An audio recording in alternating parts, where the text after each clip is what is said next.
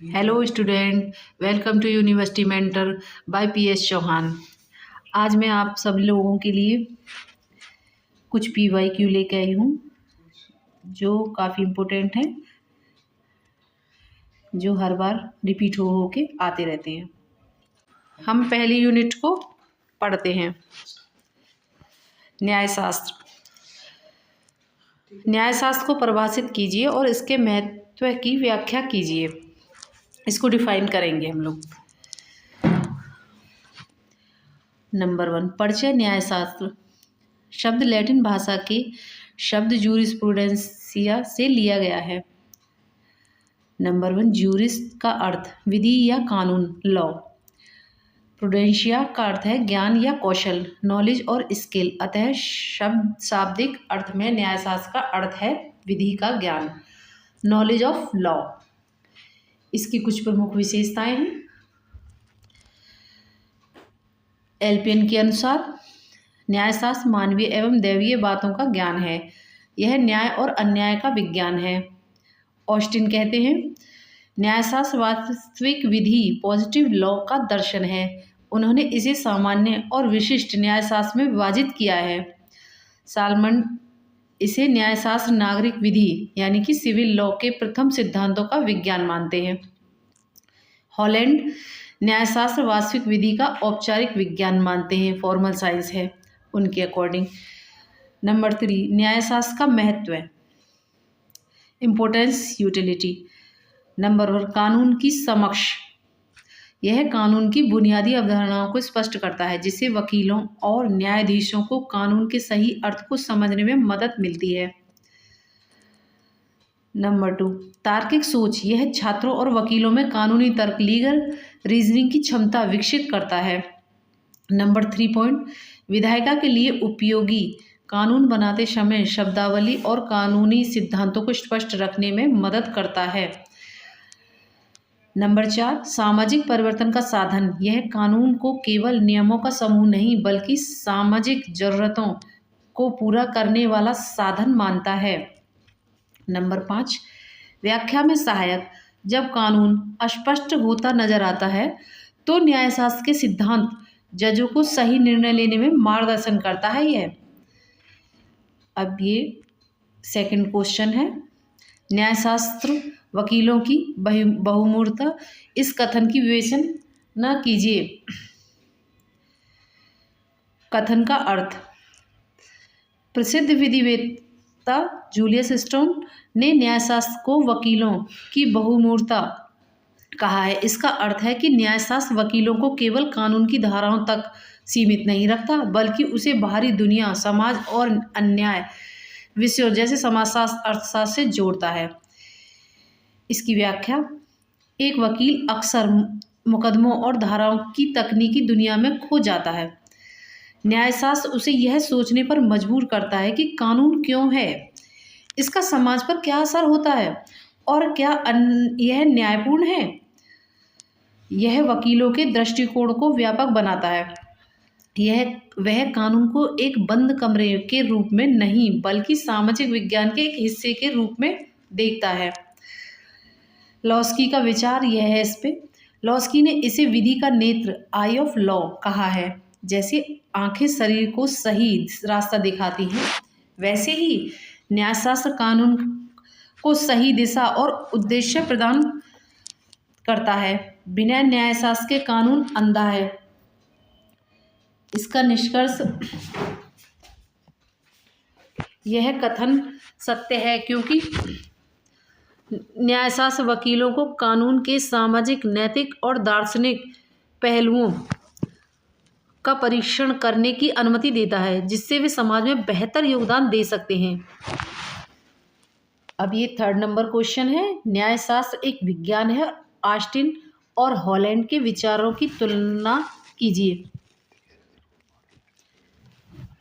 इन्हें जरूर पढ़ें ताकि आपके अच्छे नंबर आए। विज्ञान के रूप में न्यायशास्त्र विज्ञान का अर्थ है और किसी विषय का व्यवस्थित और क्रमबद्ध अध्ययन है। चूँकि न्यायशास्त्र में भी कानून का व्यवस्थित अध्ययन किया जाता है, इसलिए कई विद्वान इसे विज्ञान मानते हैं। जॉन ऑस्टिन के अनुसार ऑस्टिन न्यायशास्त्र को वास्तविक विधि का दर्शन मानते हैं। उनके अनुसार कानून का नैतिकता से कोई लेना देना नहीं है। कानून वह है जो संप्रभु का आदेश है। वे इसे एक विज्ञान मानते हैं, लेकिन उनके लिए विज्ञान का मतलब केवल विश्लेषण या एनालिसिस नहीं है। विश्लेषण एनालिसिस है। थॉमस हॉलैंड का दृष्टिकोण। हॉलैंड ने न्यायशास्त्र को वास्तविक विधि का औपचारिक विज्ञान formal science of positive law कहा है। नंबर 2 पॉइंट, औपचारिक विज्ञान का अर्थ है जैसे व्याकरण भाषा का ढांचा तय करता है, लेकिन यह नहीं बताता कि क्या लिखना है, वैसे ही न्यायशास्त्र कानूनी रिश्तों का ढांचा रूप तय करता है, न कि उसकी सामग्री। उदाहरण, न्यायशास्त्र संविदा कॉन्ट्रैक्ट की अवधारणा समझाता है, लेकिन यह नहीं बताता कि किस विशेष अनुबंध में क्या लिखा होना चाहिए। तुलनात्मक अंतर। नंबर 1, ऑस्टिन ने सामग्री और रूप दोनों पर ध्यान दिया, जबकि हॉलैंड ने केवल रूप पर जोर दिया। हॉलैंड की परिभाषा अधिक सटीक मानी जाती है क्योंकि वह न्यायशास्त्र को अन्य विषयों से अलग करती है। ये नंबर 4 क्वेश्चन है। प्राकृतिक विज्ञान नेचुरल लॉ और वास्तविक विधि पॉजिटिव लॉ में अंतर स्पष्ट कीजिए।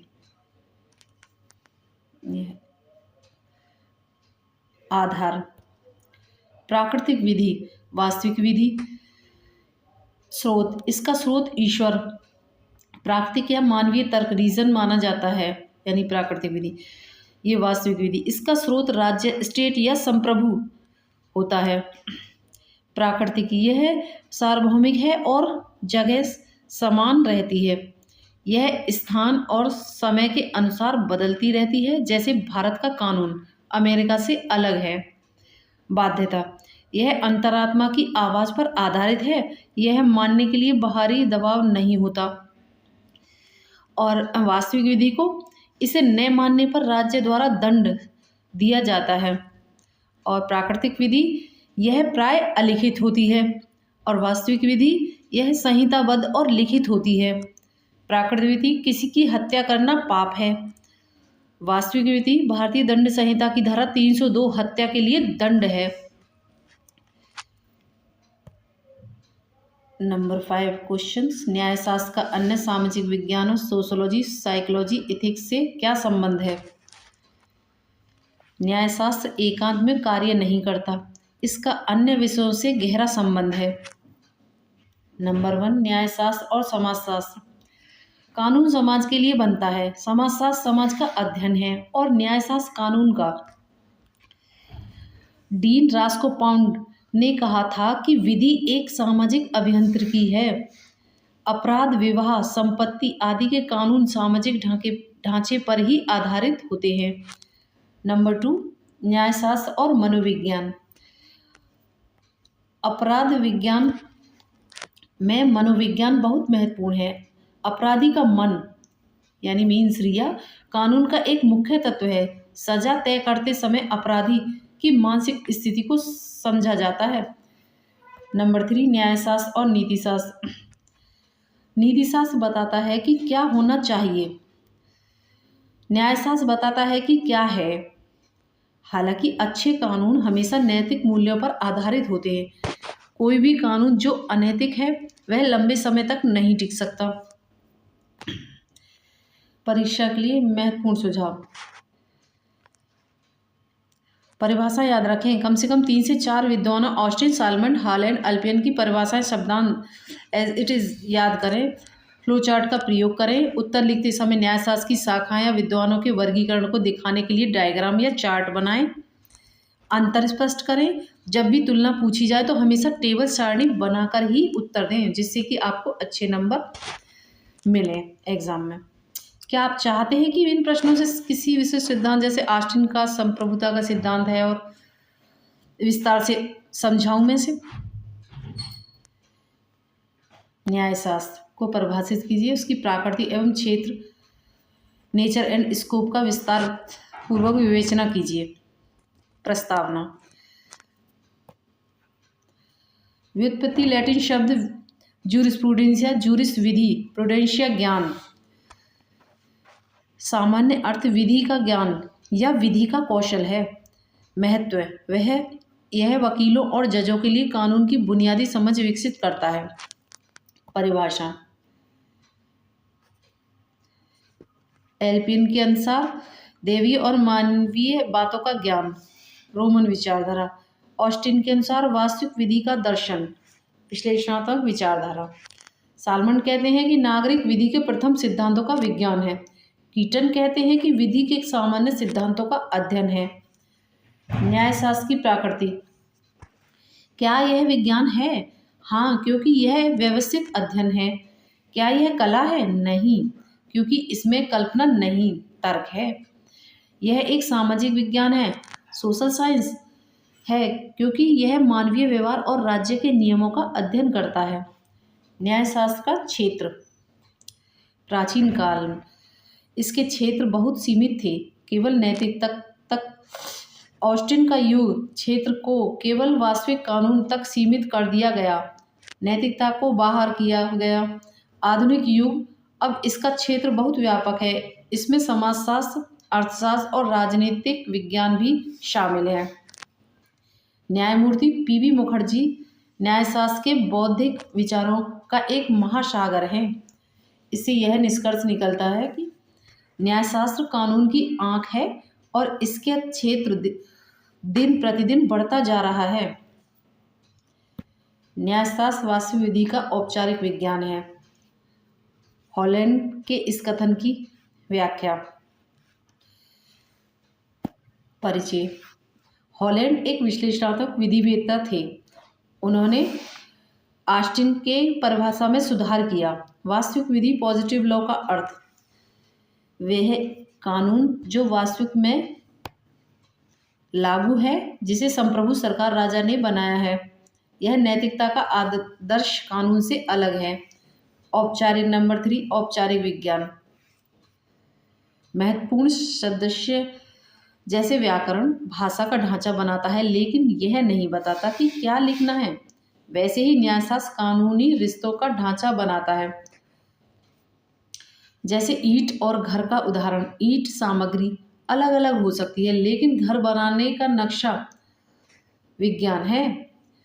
न्यायशास्त्र विवाह की संस्था को परिभाषित करता है, न कि विवाह के अंदर के रीति रिवाजों को। इसकी आलोचना है। ग्रे और डाइस जैसे विद्वानों ने कहा कि कानून के रूप में सामग्री को अलग नहीं किया जा सकता, और इसका यह निष्कर्ष निकला है। हॉलैंड की परिभाषा सटीक है, क्योंकि यह न्यायशास्त्र को अन्य विषयों से स्पष्ट रूप से अलग करती है।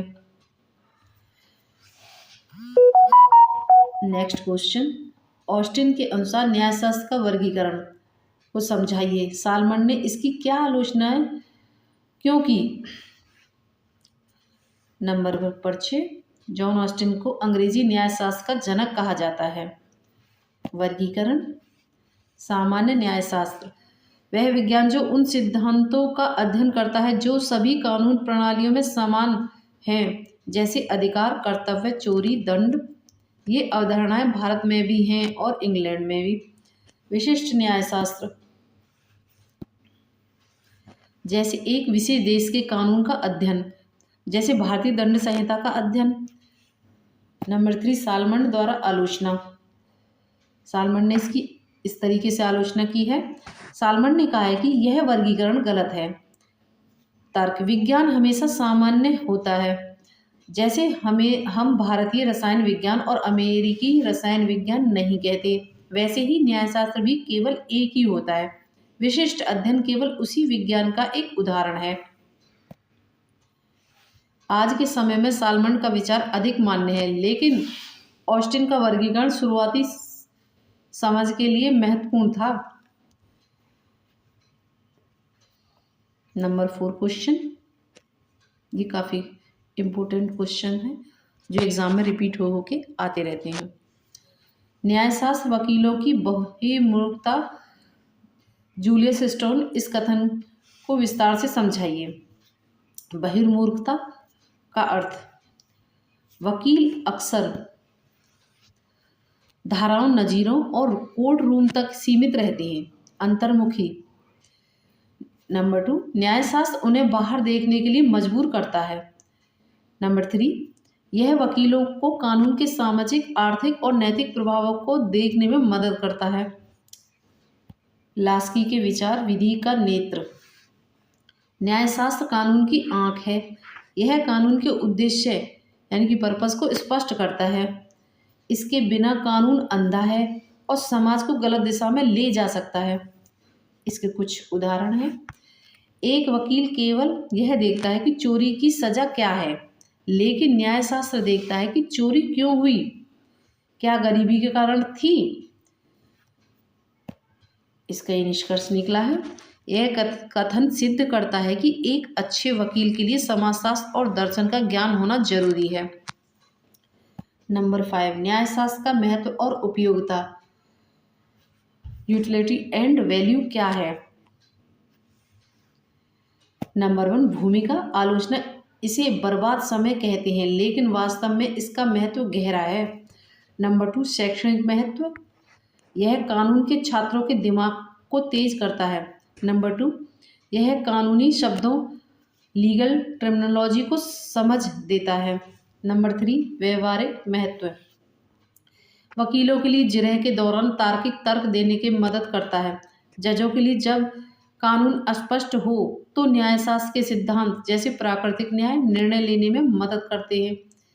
विधायिका के लिए अच्छे कानून बनाने में सहायक हैं। नंबर 4, सामाजिक महत्व। यह कानून को सामाजिक बदलाव का हथियार बनाता है, जैसे 3 तलाक कानून।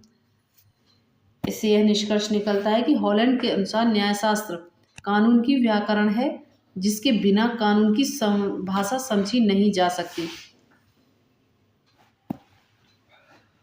इसलिए थोड़ी शॉर्ट में क्वेश्चन है, ताकि आप लोग जल्दी से आप लोगों को याद हो जाए। न्यायशास्त्र और समाजशास्त्र के बीच संबंधों की विवेचना। परिचय। दोनों सामाजिक विज्ञान है और एक दूसरे पर निर्भर है। गहरा संबंध। नंबर 2, समाजशास्त्र समाज का अध्ययन है, न्यायशास्त्र समाज के नियमों का अध्ययन है। रास्कोपाउंड विधि सामाजिक अभियांत्रिकी है। कानून समाज में बनता है और समाज के लिए ही काम करता है। उदाहरण, दहेज, बाल विवाह, सती प्रथा जैसे कानूनों को समझने के लिए समाजशास्त्र सामाजिक कुरीतियों का ज्ञान जरूरी था। नंबर 2, अपराध विज्ञान दोनों का मिलन बिंदु है। इसका डिफरेंस, समाजशास्त्र तथ्यों यानी फैक्ट का अध्ययन है, न्यायशास्त्र मानकों यानी नॉर्म्स का अध्ययन है। इससे यह निष्कर्ष निकला है, आज समाजशास्त्रीय न्यायशास्त्र सोशियोलॉजिकल जूरिस्प्रूडेंस कानून की सबसे महत्वपूर्ण शाखा है। प्रश्न 7, न्यायशास्त्र और नीतिशास्त्र में अंतर और संबंध बताइए। परिचय। प्राचीन काल में धर्म, नैतिकता और कानून एक ही बेल थे। ऑस्टिन ने इन्हें अलग किया। नंबर 2, संबंध। नीतिशास्त्र मनुष्य का आचरण कैसे होना चाहिए। नीतिशास्त्र कानून क्या है, फिर भी कानून का आधार नैतिकता ही है। हत्या पाप है, हत्या अपराध है। नंबर 3, अंतर। बाध्यता। नैतिक नियमों को न मानने पर समाज निंदा करता है, लेकिन कानूनी नियमों को न मानने पर जेल होती है। क्षेत्र। नैतिकता आंतरिक मन से जुड़ी है, कानूनी बाहरी आचरण से। उदाहरण, झूठ बोलना अनैतिक है, लेकिन हर झूठ बोलना अपराध नहीं, जब तक कि वह धोखाधड़ी न हो। इसका निष्कर्ष निकला है, कानून के बिना नैतिकता कमजोर है और नैतिकता के बिना कानून क्रूर है। क्वेश्चन नंबर 8, सालमन की न्यायशास्त्र की परिभाषा। नागरिक विधि का विज्ञान, साइंस ऑफ सिविल लॉ की आलोचनात्मक व्याख्या। आंसर। परिभाषा। न्यायशास्त्र नागरिक विधि के प्रथम सिद्धांतों का विज्ञान है। शब्दों की व्याख्या। नागरिक विधि यानी सिविल लॉ। यहाँ इसका अर्थ है कि देश का कानून, लॉ ऑफ द लैंड। जो अदालतों में लागू होती है। विज्ञान व्यवस्थित विज्ञान है। प्रथम सिद्धांत कानून की जड़ें, जैसे दायित्व, स्वामित्व। इसकी परिभाषा के दो अर्थ हैं। व्यापक अर्थ, संपूर्ण कानूनी सिद्धांतों का अध्ययन। विशिष्ट अर्थ, स्पेसिफिक सेंस, केवल बुनियादी सिद्धांतों का अध्ययन।